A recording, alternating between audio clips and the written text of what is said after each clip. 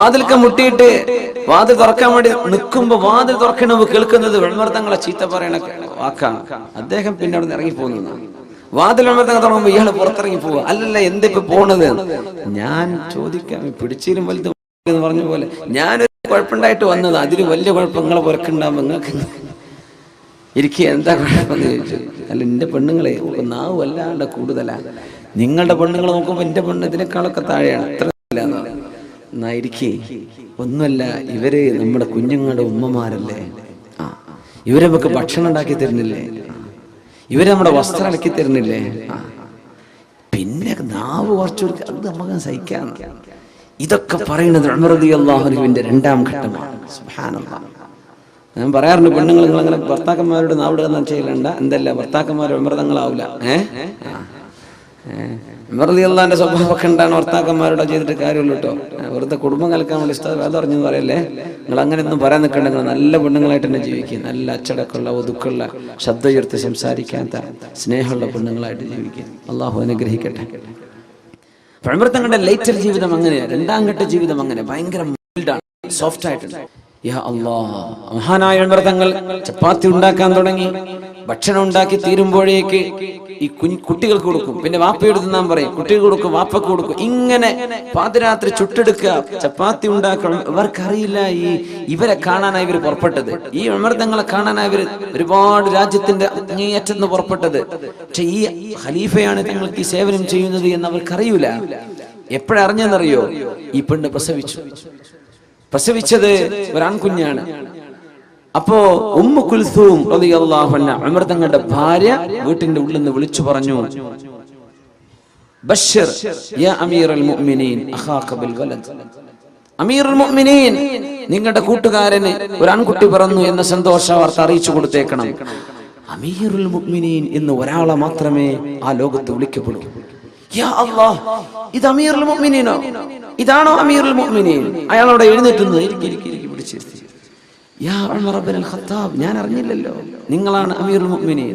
അതിനെന്താ, സയ്യിദുൽ ഖൗമി ഖാദിമുഹും, ഒരു സമൂഹത്തിന്റെ നേതാവ് എന്നത് ആ സമൂഹത്തിന്റെ സേവനം ചെയ്യുന്ന ആളല്ലേ. ഈ നന്മ ഉമർ തങ്ങൾ ആരോടും പറയരുത് എന്ന് പറഞ്ഞിട്ടുണ്ട്. ഈ മനുഷ്യനോട് ആരോടും പറയല്ലേ എന്ന്. ലോകം ഈ സംഭവം അറിഞ്ഞത് എപ്പോഴെന്നറിയോ? ഈ ഉമർ റളിയല്ലാഹു തആല അൻഹു അന്നൊരിക്കൽ ശത്രുവിന്റെ കുത്തേറ്റ് മരിച്ചപ്പോ ഈ മനുഷ്യൻ വിളിച്ചു പറഞ്ഞതാ, എനിക്ക് ഇങ്ങനൊരു അനുഭവം അന്ന് മരുഭൂമിയിൽ ഉണ്ടായിട്ടുണ്ട്, അതാരോടും പറയരുത് എന്ന് പറഞ്ഞു. അതുകൊണ്ട് ഞാൻ മിണ്ടിയില്ല. ഇനി പറയാലോ, ഉമർ തങ്ങൾ വഫാത്തായില്ലേ.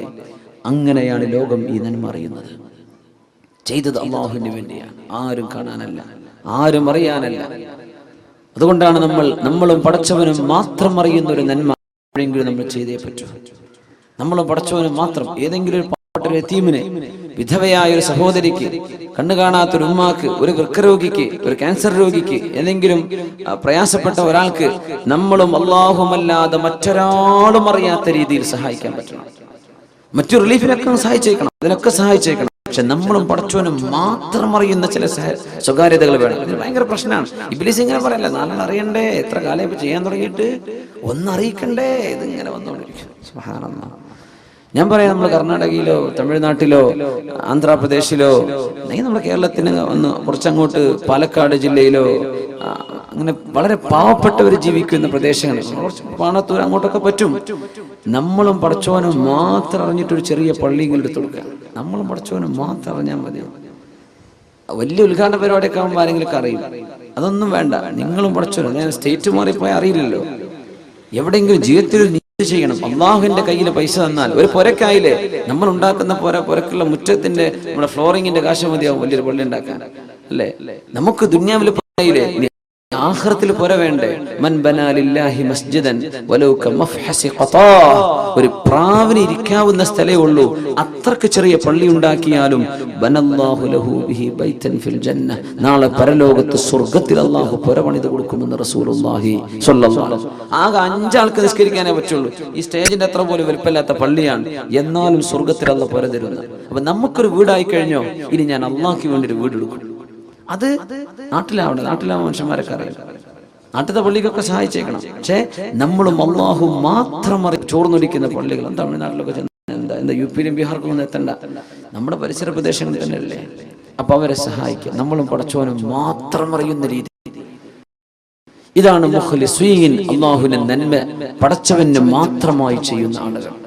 അങ്ങനെ നമ്മൾ ചെയ്യുന്ന നോമ്പും നമ്മൾ ചെയ്യുന്ന ഖുർആനും ആരാരും അറിയാതെ ഉക്തുമു ഹസനാതികും, റാബിഅത്തുൽ അദവിയ്യ റളിയല്ലാഹു അൻഹ പറയുമായിരുന്നു, ഉക്തുമു ഹസനാതികും കമാ തക്തുമൂന സയ്യിആതികും. നിങ്ങൾ ചെയ്യുന്ന തെറ്റുകളൊക്കെ മറച്ചു പിടിക്കണില്ലേ, എന്നാ ചെയ്യുന്ന നന്മയും കുറച്ച് മറച്ചു പിടിക്കണം, അത് പരസ്യമാക്കണ്ട. മഹദി റാബിഅത്തുൽ അദവിയ്യ റളിയല്ലാഹു തആല അൻഹ, അൽ അദവിയ്യത്തുൽ ബസ്രിയ്യ റളിയല്ലാഹു തആല അൻഹ മഹദിയാൻ പറയാണ്, നമ്മൾ ചെയ്യുന്ന നന്മകളും കുറച്ച് മറച്ചു വെക്കണം, പരസ്യമാക്കരുത്. പരസ്യമായി പോയി അതിന് കുഴപ്പമില്ല. ഇന്നമാ യതഖബ്ബലുല്ലാഹു മിനൽ മുത്തഖീൻ, അല്ലാഹുവിനെ ഭയപ്പെട്ട് കർമ്മങ്ങൾ ചെയ്യുന്നവരിൽ നിന്നാണ് അല്ലാഹു കർമ്മങ്ങൾ സ്വീകരിക്കുന്നത്. അപ്പോ നമ്മൾ പ്രത്യക്ഷത്തിൽ ഒരു വിഷയം ചെയ്തു കഴിഞ്ഞോ ഇല്ലയോ എന്നതല്ല വിഷയം, ചെയ്തത് ആർക്ക് വേണ്ടിയാണ്? അല്ലാഹുവിന് വേണ്ടിയാണ്. എന്റെ കുടുംബത്തോടൊപ്പം ജീവിച്ചത് അല്ലാഹുവിന്റെ അടുത്ത് പൊരുത്തം കിട്ടാനാ. ഞാൻ ഹറാമിലേക്ക് പോവരുത്, വിചാരത്തിലേക്ക് പോവരുത്. എന്റെ മക്കളെ ഞാൻ വളർത്തിയത് നാളെ പരലോകത്തേക്ക് ഉപകാരപ്പെടാനാണ്. എന്റെ ഭാര്യയ്ക്ക് ഞാൻ ഡ്രസ്സ് മേടിച്ചു കൊടുത്തത് നാളെ പരലോകത്തേക്ക് പോകുമ്പോഴേക്ക് ഉപകാരപ്പെടാനാ.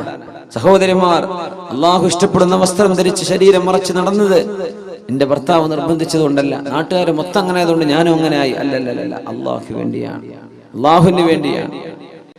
യാ നിസാഅൻ നബി ഖുൽ ലിഅസ്വാജിക വബനാതിക വനിസാഇൽ മുഅ്മിനീൻ യുദ്നീന അലൈഹിന്ന മിൻ ജലാബീബിഹിൻ. നബിയെ, മുഅ്മിനീങ്ങളോട് പറയണം, പെണ്ണുങ്ങളോടൊക്കെ പറയണം, അവർ മേൽത്തട്ട വസ്ത്രം ധരിച്ച് മുഖം മറക്കുന്ന വസ്ത്രം കൊണ്ട് അവൾ നെഞ്ചിലേക്ക് വസ്ത്രം താഴ്ത്തിയിടണം എന്ന അള്ളാഹുവിന്റെ നിയമം അള്ളാഹുവിന്റെ റസൂലിന് ഇറങ്ങിയ സമയത്ത് അൻസ്വാരികളായ സുഹാബിമാർ അവരുടെ പുരകളിൽ ചെന്ന് പെണ്ണുങ്ങൾക്ക് ഇത് ഓതിക്കൊടുത്തു. മുഖമക്കന ചെയ്യാനും മുഖം മറക്കാനും ശരീരത്തിൽ മുഖം മറക്കുന്ന വസ്ത്രം കൊണ്ട് നെഞ്ചിലേക്ക് വസ്ത്രം താഴ്ത്തിയിടണമെന്നും അള്ളാഹുവിന്റെ ആജ്ഞയുണ്ട് എന്ന് പറഞ്ഞപ്പോൾ മദീനക്കാരായ പെൺകുട്ടികളെല്ലാം പാകമായ ഒരു ഷാള് കിട്ടട്ടെ, എന്നാ പിന്നെ ഞാനൊരു മഫ്ത വാങ്ങട്ടെ എന്നൊന്നും കാത്തിരിക്കാതെ അവരവർ സൂക്ഷിച്ചു വെച്ച വസ്ത്രങ്ങൾ ചെല്ലുകയും ആ വസ്ത്രങ്ങളെ കൊണ്ടവർ ശരീരം മറക്കാൻ മുന്നോട്ട് വരികയും ചെയ്ത പെണ്ണുങ്ങൾ നിഅമ നിസാഉൽ അൻസ്വാർ, അൻസ്വാരികളായ പെണ്ണുങ്ങൾ വളരെ നല്ലവരെന്ന് റസൂലുള്ളാഹി സ്വല്ലല്ലാഹു അലൈഹി വസല്ലം. അവർക്ക് പ്രയാസം വന്നിട്ടില്ല. കള്ളിന്റെ ബിസിനസ് നടക്കുന്ന കാലത്താ, ബാർ ലൈസൻസ്, അന്ന് പൊരിഞ്ഞ കള്ളിന്റെ ബിസിനസ് നടക്കുന്ന കാലം മദീനയിൽ, യസ്രിബിൽ. അത് മദീനയായി മാറി. ഇത് ഒഴിവാക്കണമെന്ന് പറഞ്ഞപ്പോ പടച്ചോനെ എത്രയോ പൈസയല്ലേ നഷ്ടപ്പെടാൻ പോകുന്നത്, ആയിക്കോട്ടെ, ആഖിറം നഷ്ടപ്പെടില്ലല്ലോ എന്ന് പറഞ്ഞ് ഉണ്ടായിരുന്ന കള്ളുകൾ വഴിയിലേക്ക് ഒഴുക്കിക്കളഞ്ഞ് അള്ളാഹുവിന്റെ നിയമത്തെ സ്വീകരിച്ചവരാണ് വിശ്വാസികൾ. അള്ളാഹു വേണ്ടി കുറച്ച് ബിസിനസ് നഷ്ടമുണ്ടാവും. നമ്മൾ പലിശ ഇടപാടുകളാണ്, അങ്ങനെ ബിസിനസ് ഉണ്ട്, അള്ളാഹ് ചെയ്തു പോയത് വലിയ കുറ്റാണ്. അള്ളാഹുവിനോട് യുദ്ധം ചെയ്യുന്ന പരിപാടിയാണ് പലിശ ഏർപ്പാടുകൾ. ഞാനത് ചെയ്യുന്നില്ല, പറ്റിപ്പോയി, പഠിച്ചോണ്ട് പോക്കലും ചോദിച്ചു, ഇനി ഞാനില്ല, അതിൽ ജോലി നഷ്ടപ്പെട്ടു നയിക്കോട്ടെ, എന്നാലും എന്റെ ആഖിറം നഷ്ടപ്പെടില്ലല്ലോ. ഇങ്ങനെ ചിന്തിച്ച് അള്ളാഹുവിന് വേണ്ടി കാര്യങ്ങൾ ചെയ്യുന്ന ആളുകൾ, അള്ളാഹുലേക്ക് മനസ്സ് കൊടുക്കുക. നമ്മളൊക്കെ റബ്ബിലേക്ക് തിരിച്ചു പോകാനുള്ളവരാണ്. ഇന്നാ ലില്ലാഹി വ ഇന്നാ ഇലൈഹി റാജിഊൻ. റമദാൻ തിരിച്ചു പോവാൻ, നമ്മളും തിരിച്ചു പോകേണ്ടവരാണ്. നമ്മൾ ഇവിടുന്ന് കലിമ ചൊല്ലി പോണം. അള്ളാഹു ആ ഭാഗ്യം നമുക്ക് നൽകുമാറാകട്ടെ.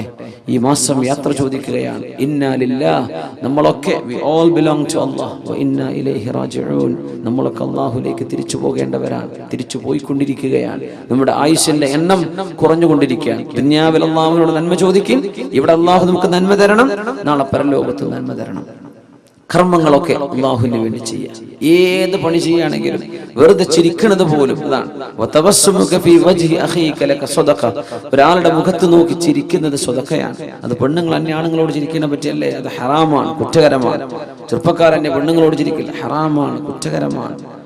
മുഅ്മിനീങ്ങളോട്, മുഅ്മിനാത്തുകളോട് തപസ് എന്ന് പറഞ്ഞാൽ ഭയങ്കരമായിട്ട് പുഞ്ചിരിക്ക് വല്ലാത്തൊരു ഒരു മധുരമുള്ള സംഗതിയാണ് പുഞ്ചിരി എന്ന് പറഞ്ഞത്. മനുഷ്യൻ എപ്പോഴും കഠിന ഹൃദയരായിരിക്കരുത്, മുഖത്ത് പ്രസന്നത വേണം, ബശാശത്ത് വേണം. അത് ഭയങ്കരമായ സന്തോഷം നൽകാൻ പറ്റും താൻ സമീപിക്കുന്ന ആളുകൾക്ക്. സലാം പറയുന്നതിന് ഏറ്റവും കൂലിയുള്ളത് ആർക്കാണെന്നറിയോ? ആരാണോ അക്സറുഹും ബിശ്റ, മുഖത്ത് ആരുടെ മുഖത്താ ഏറ്റവും നല്ല സന്തോഷമുള്ളത്. ഈ മുഖം ഇങ്ങനെ ഇരുണ്ട് നിൽക്കുക. ചില സംഘടനക്കാരെ കണ്ടാൽ മുഖത്ത് നോക്കിയാൽ മനസ്സിലാവുന്ന ഇവരെന്ത് ഏത് സംഘടനപ്പെട്ടവരാണ്. മുഖത്ത്